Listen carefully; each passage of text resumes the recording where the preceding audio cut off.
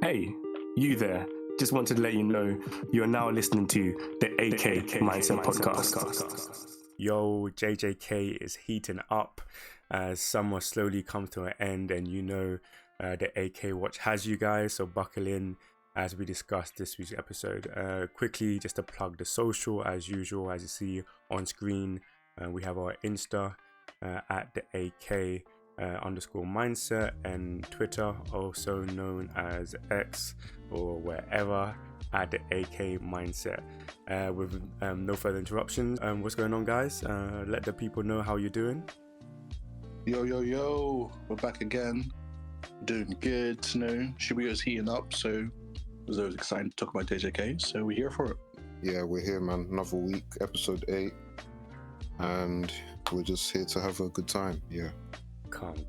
So let's just jump straight into episode 8, the Shibuya incident. And following last week's episode, obviously Gojo has been alerted and has come to the scene. We have all of our kind of sorcerers making their appearances, moving into their positions. The thing that kind of first interested me, and I wanted to get you guys' thoughts, is obviously we've seen that the high ups have notified Gojo and saying you have to go basically alone and try and solo whatever is happening under this veil, whilst everybody is strategically placed and dealing with smaller aspects. Do you guys feel like that was a good idea? How do you guys think they should have worked out, like, strategically? I'm pretty sure it was the right idea, because I think Geto says it's a bit later in the episode, so I'm jumping ahead, but Geto said, like, yeah, anybody who comes with him is basically a hindrance, so it is best for him to be alone. He is the strongest, so I'm not too mad at that plan, because Gojo has shown that he is reliable. That's true. What about you, Ed?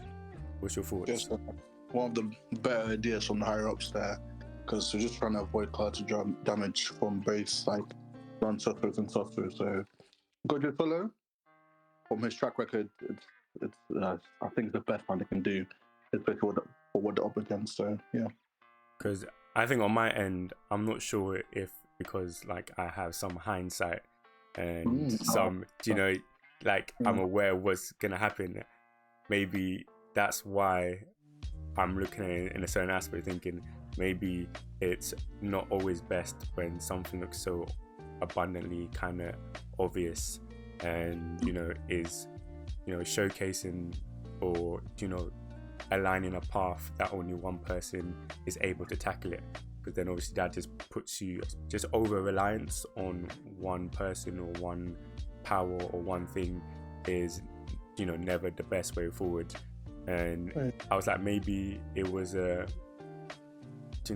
more than one person task to go deeper into the veil.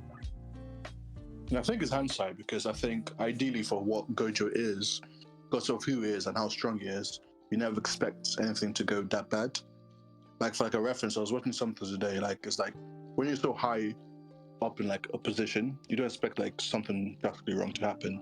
Like, you have a job, you're the best working person there, and you suddenly get fired because they have to cut loose ends, and you're the loose end. It's like, that doesn't make sense. I'm the top earner in this place, I'm doing the best. So I'm sure it's the same, like, he's the best. You don't expect like anyone or anything or any item to like affect him and his fighting ability or anything like that. So I think that's the kind of mentality they took. Like, instead of like, he can handle himself and we're just gonna reduce the deaths of like so many sufferers, because sufferers they care about, they don't really care about non-sufferers like that. But yeah. No, it's funny you use that kind of using that scenario, because I'm thinking if anything happens to their best worker, Gojo, if anything ever happens to their number one star fan, the company is done out here. The higher ups in the company will be shaking in their boots, because these men have been taking their fall holiday and they have not been working. I've not been seeing any faces. True. That's a good perspective as well, to be fair. Yeah, definitely. Okay, we also see May and her brother. That's also one kind of weird. I think this was a unique episode because it felt like a lot of setup But early on, before like major events or interesting things happen, why do they like never have normal brother and sister relationships in anime? I hate it. I hate it so much. I hate it so much. It was so apparent when I was watching it. I was like, you guys never rest. Problematic every single time, bro. And you know, Jujutsu Kaisen is not one of the shows or mangas that ever make me uncomfortable, but this relationship and dynamic here, bruv, is ridiculous. And some of these mangakas need to be held accountable for this nonsense, bro. Because it's nonsense. There's no need for it. For such a great character of May as well. That little kid is not needed in the first place. It's just frustrating and it's just weird. I don't like it. I've done without it completely. We've talked about it like in detail already before, like why they like kind of butcher the character, but why? What's the point? We saw like in the flashback as well. She was good, she was cold, like down to earth, like calm, collected. No, her character was complete. There was no need for this adding of this weird relationship or dynamic. But it's either like too much interest in like young people or too much interest in your mom or your dad or your sibling. It's like, it's enough, bro. Can I just get single people every time, please? I don't want any relationship. Just fight. I want hands. Well, it is what it is, but it's definitely weird and uncomfortable, but yeah. Because I was even thinking like, if it added any value to the characters or added value to the situations they were in, I'll be like, fair enough. But in this case, it's the most like left field, unnecessary. Like, it's not even like a good laugh. I think some of Yuji's interactions with the brother, mostly because of just Yuji's expressions, were kind of funny. But other than that, I was like, I could have happily done without it. Yeah, it's just very unnecessary. Like you said, doesn't add anything to her character. It would be one thing if having the brother there and you get to see how she treats him, and then that gives you another dimension. But here, it's just a weird, implied incestuous relationship, which kind of just makes you dislike Mei, which is a shame because she's quite cool, but they wanted to make her weird, so yeah. And they did it successfully. And now we're tired. Not ready, bro. It's the first. I mean, we have hindsight to be fair, but I just want to see how other people feel. Like, imagine liking this character so much, and all of a sudden it's like incestuous nonsense. Like, what is going on? Because the first time I experienced it was like, why? Like, what's the point? For such a good character is the odd position, but nonetheless, so we move. But yeah. To be fair though, up until this point, she hasn't done anything for you to like her. So that's true. You only see her design. So this is probably like for in the manga anyway. This is like the first time you get to see a bit more from her. So I don't think when I first read it, I had as much of a problem. I was just like, okay, she's got a strange thing. Her brother is a big dick eater, but that's about it. Yeah. But I think it was just more like, this manga, the show has a really good, strong cast, and you expect everyone to be relatively like, so you're kind of looking forward to like, oh, what's she gonna do? It's incest kind of thing. So that's more disappointing when I read the manga. So yeah, it was just odd decision on the way. So yeah. No, you never know. Some people out there might have, Mei might have upgraded in their eyes. Jail time. Not bad. About that. Jail time. You should be ashamed. Have you watched Game of Thrones? The bell. Shame. That's what you should be ringing in your head. Yeah. That was a wild scene, man. It was a wild scene. 100% was. Staying on topic, obviously Mei and her brother split off with Yuji just to deal with the human transfigurations that have been popping up in the in the train stations, and obviously you're trying to find the culprit, which they're presuming, or I don't even know if they presumed at this point, but obviously the power is saying that was Mahito. then we meet an interesting character, a bug, a cricket, The genius. the genius, Grasshopper, bro. genius himself. Genius? What you He's guys? not a genius. Anyone who calls himself clever is definitely not clever. You preaching? Self-proclaimed. Allow him. Self-proclaimed. He's a bug, man. He's an idiot. I was just like, get this guy off my screen, man. So yeah, you guys didn't like his introduction. How did you feel about like just how we are introduced to the bug? And you know, there was a tad bit of charisma. He's nothing special, but You're stretching it, bro. I'm trying to give this bug side. I can't lie. I think compared to the manga, it gave me more jokes. I was laughing. I can't lie to you. They did well with the comedy because I don't know the reaction face. I'm a sucker for that sometimes. Like it gives me a little. I wasn't belly laughing, but it gave me a giggle here and there. So it was a lot funnier. So I wasn't as annoyed as I was with him in the manga. Because in the manga, I was like, bro, just end this. But him, like, it's a little funny. It's a little funny. And like Daniel said, if you have to, and usually said as well, if you have to say, yo, I'm smart, you're probably not smart.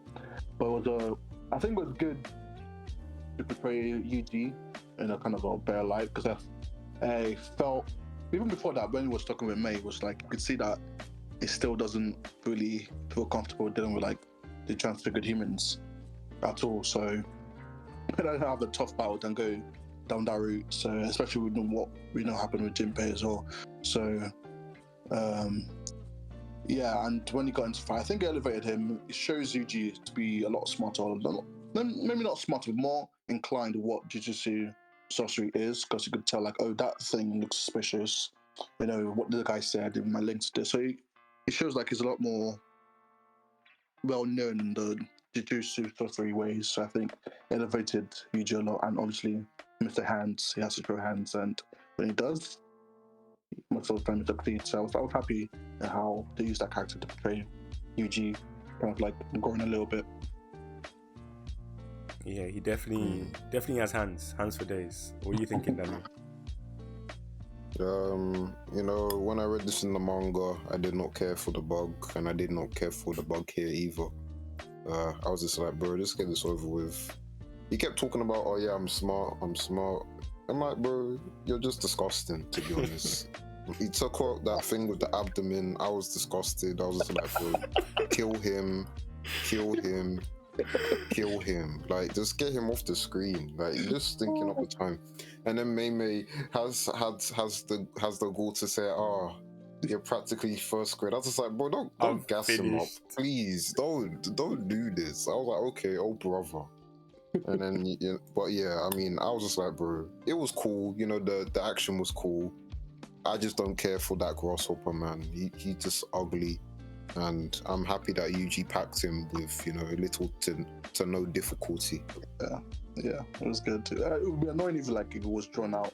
Speaking of it being drawn out, some people were complaining that, oh my god, they've ruined Shibuya already. Bro, it's the first proper episode of Shibuya, and they wanted like the bug like fight to be like a Gojo versus like, you know, they wanted it to be over the top, and like I was like, bro, it's not even you can't even count him as a side character, bro. No, he's less than a side character. Until this came up, I He's forgot a minor about character. Yeah. Forgot about him. I even forgot as well, bro. Same. So for you to want such like, it's not that the animation was bad either, but you want to have like some high level Tachi versus Obito like choreography for this fight. It's stupid to me, but I don't know what the people see, bro. But they like to complain. That's what I've noticed. But you heard it here, man. It was a good little scene. Nothing too crazy, but there's nothing to complain about either. Yeah, I think the thing that is just talking about the bug that we're soon going to dispatch of as well on this episode. But when he thought Yuji was clever as well, that's when I knew this guy is dumb. Like, bro, it's like, hey, he's clever too. I was looking at it, like, just zone up, man. I thought I was laughing, bro. It was funny. Yeah, he got me. He did it for me, man. I was chuckling. It's like, he's smart too. I'm like, bro. It is dumb and it's dumb. I was like, if he only knew. If he only knew. Yuji of all people, bro. Crazy. Yeah, man. I'm still What are you saying, G? No, I was gonna say, like, because I was watching the episode and I was like, bro, if the episode is just this here, this is not gonna be longer than 10 minutes. 'Cause I was like, bro, there's nothing for me to say. He punched the bug, the bug died. But luckily, Gojo saved the episode for me. I can't lie to you, because I was very disinterested. I was like, bro, this is dead. It was a good little comedy episode for me if Gojo didn't turn up, but Yeah, likewise. all I say, like, yeah, Yuji's good, Bug is bad. Yuji can throw hands and kill bugs. We didn't know that already. If you need pest control, Yuji is available. He'll become an ad episode. He said one line. He said, I won't lose anymore. I just won't speak, but I laughed. I'm finished. You are a bully. You're a bully. You're actually a bully. No, that's not funny. Sorry. That's actually so rude. That's not funny. You're mean. The worst thing I can just imagine, Daniel just dying. Just out of laughter. Like this guy. That's foul. If you know, you know, but that's foul. Oh, that's some quality stuff, man. Well, moving on to the game changer, let's just say the saver of the episode. We see Gojo enter the crowded underground station, and he's confronted obviously by Gojo, Hanami, and Choso, and obviously Gojo, as understanding, you can see he's comprehending that this is a trap, but he's so self-confident. He's like, are these guys actually ready? Do they even want it? Like, you're trying to trap me? And his confidence made me confident, so I was happy to see him go in. But we see how well planned this is, and there's going to be a treacherous sequence in regards to the fight that's going to take place, regarding obviously having a little bit of the flashbacks where we see the villain discussing like his power, his domain, and how it's applied is going to be harder if there's a lot of people. What do you guys feel, or how do you guys rate all the hard work that has gone into getting Gojo into this position? Massive hard work. That's funny. But it even takes like so much planning to like defeat an opponent. You know, it's just gonna be, oh Jesus, that was a great character right there. But I think it was pretty good, man. I think they needed the planning because of kind of person Gojo is. So I respect the hard work and the thinking to go, because this, how do you beat Gojo? That's the question everyone asks. So this plan is seemed at the time, it seemed like, okay, this is a smart option to go for. Surround him with people like basically meat shields, and it's going to be too scared to like a whole crowd of people, so he's going to be careful with his powers. But yeah, we know what happens. Yeah, man. Yeah. I think I like it because it just shows obviously they respect, and then they're acting like, you know, curses. They don't care about fighting fair. They're gonna do whatever they need to do to put themselves in the most optimal position to win the fight. So that's what I like, and I, you know, as Ed was saying, shows how much detail they put into the plan. And it's not even to beat him, it's just to stall him. So until they get this prison realm ready. So, you know, that even acknowledges that, yeah, we know we can't beat you, but we can at least stall you. That's crazy, bro. That's wild. So 20 minutes. It said for 20 minutes. And even then, you can see the pressure on his face. He said, "Right, 20 minutes. Can we even last 20 minutes? Like, are we even sure we want this? 20 minutes is a long time." It's a long time. But then, we went there with Gojo, but yeah. And I definitely feel sorry for all the civilians out there just suffering, man. That is the worst situation to ever. I don't even know what I would do. What would you, man, do? I have no idea what I would do. No, that's, like, you know, the questions they ask, like, oh, there's a big shark under you. What do you do in this situation? Bro, cry. What do you want me to do? It's true. I just close my eyes and wait for it to end. Hopefully it's quick. That's what I want, quickness. But I just realized, like, most people there I've seen Gojo fight invisible people, bro. True. Apart from Choso. Yeah. So that would just terrify me. That why is he fighting? Like, Choso is there, but why is he fighting? So I think that's a bit, but I think it does a really good job of like showing like how kind of dread Shibuya is gonna be, because people are just dying left and right, brutal. And it's almost like it was nothing as well. So I think it does a good job of like just like, yeah, they don't care about human life, and people will die in more ways than one. But yeah, I think one thing I was really excited, I just want to talk about it because it's one of my favorite characters, Choso.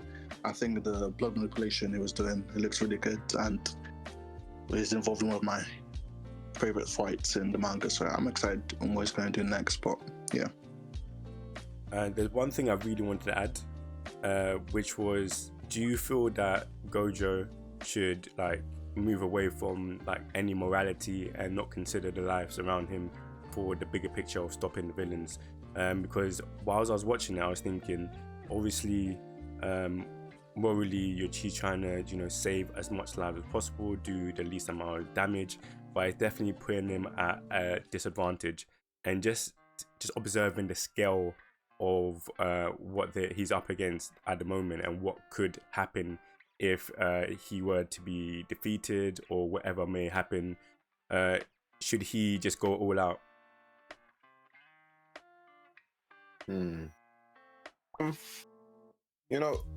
I guess logically you'd say yes.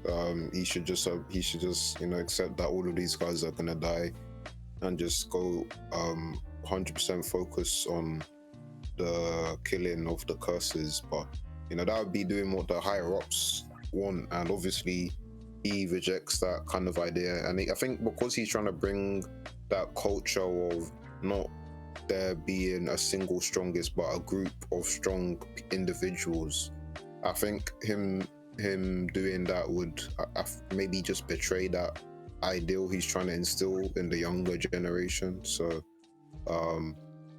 I guess I don't know. It's a tough one, but I would say no, just because he didn't kill them guys before, and I think when you kill people, it changes you. Yeah, I think there's obviously a difference between like the villains killing them and you can't stop them, compared to like you doing something to like kind of protect yourself in a bit to kill the villains. So it's gonna be, and I think this betrays what he is as a person, his makeup, as well as he's not gonna be able to go back to his students and look them in the face, especially Yuji. I think it's gonna affect him a lot more than like meets the eye, I think. So I don't think for other people maybe, but for him specifically, Gojo, I don't think it's even it didn't even cross my mind. It's just to save as much people as he can. Obviously, he can't save everyone. I'm sorry. That's why he's so calm. Like, you don't see him reacting to people dying, which was when I first was like, it's not that bothered about people dying, but he can't do something to lead to the death of other people, because it just betrays what he is as a character, I think. I'm kind of like on both parts. So I was thinking the same, like everything he's shown for so far in regards to like his moral compass, his ideals, his beliefs. I would, just because of how profound he is, and like as a character, and how like integral he is to other people's ideals around him, I was thinking he has to be able to kind of stick to the foundation of what he's already established. But then I'm also at the point when I was like, there is a limit, to when you have to hold back. There's this limitation, and he's going to get close to it. He's getting really tested here, where it's either I go all out and I'm not intentionally trying to kill the people around me, the innocent civilians around me, but just because of to go out and stop these people, to defend myself, to protect as much people as I can, other people are going to accidentally die, which is like a sad reality. And I think like it's a lose-lose situation for him, I guess. But I don't think it's getting pushed that much, honestly. Like we see at the end of the thing, but I think in a situation like when he was fighting Toji, maybe I can see that. But I really don't think he's getting pushed that much. I think, like you said, maybe when he pushed to like the absolute limit, it's like it's my death or them. That I can see that happening. But for now, I don't think it's crossing his mind at all. I don't think it should. Honestly, like we've said, I think just for his character, when he gets pushed to that like point, you've lost one arm, you're heavy breathing, like sweat dropping down from your forehead, then maybe. But now, not a stain on his jacket, yeah, you shouldn't be thinking about that at all, in my opinion. What about you? Do you agree, Daniel? I mean, they've started to employ things that I would say could instill some worry into him, with the domain amplification. That's a nice technique, especially since we got the simple domain last week. I do believe there's differences between the two. I can't remember what the specific thing is, but I know they're not exactly the same, but they do the same thing about neutralizing the technique. But yeah, when you have those kind of elements, obviously now he's gonna have to adapt his strategy. But he said at the end, like, you did all this, so you guys are not respecting me still, because like you thought this was enough. It's not, brother. That's wild, bro. Gojo is a wild guy. He said, "Oh, that you thought, bro. This is it. This is the big plan. If you're sweating, struggling, and your opponent says, "Is that all?" I'll be sure. I'll be sure and all. I'll be shook. I don't think I'll be shook anymore. I'll just be like, what's the point? Yeah, for real. My guy's already counting down 20 minutes in his head. He said, what 19 minutes left? We're finished. It's gonna be 7 minutes, bro. We're cooked. Bro, like, playing against prime LeBron James, prime Ronaldo, prime Messi, like, is that it? And you're sweating, heavy breathing. And that's it, bro. That's a bit disappointing. Bruh. Yeah, Gojo's a wild, overconfident man, and that's the kind of character he is, and that's why we love him, but it's a bit wild. And you can see the sweat droplets on Jugo's head. Yeah, it's gonna get rough. I can't wait for next episode. Yeah, next episode is definitely gonna be lit.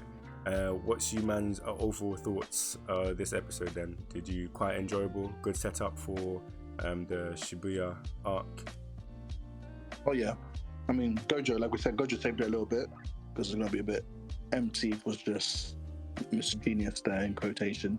But yeah, I think it's just set up, like you said, Roger, earlier on. It's mainly set up, so I think I'm just excited of what to come. But it was a solid episode. It was a little bit like a kind of like a taste of what to come. So it makes me excited, and that's for me. That's a good episode. What about you, Daniel? Yeah, I'd say similar to Ed. It was, funny. A lot of funny moments. As he said, a lot of build up. We're slowly building up as we're setting up the arc. It literally just started, so you can't get to the high octane, fast paced stuff straight away. So we're just steadily building towards it as we see. Things are getting set up. People are getting put in places. Pieces are being moved, and next week it should go off. It should go off indeed. So yeah, it was decent. Screw that bug. may the bug hate continue to thrive. But if that bug has no enemies, I must be dead. Don't kill me. Yeah, my thoughts likewise, guys. Great introduction to the Shibuya arc. It's just great to have, like I said, JJK back on a weekly basis. I can't wait to see Gojo thrive next week. Appreciate you guys for listening in. This is the AKWatch, episode 8. Once again, bringing you that content.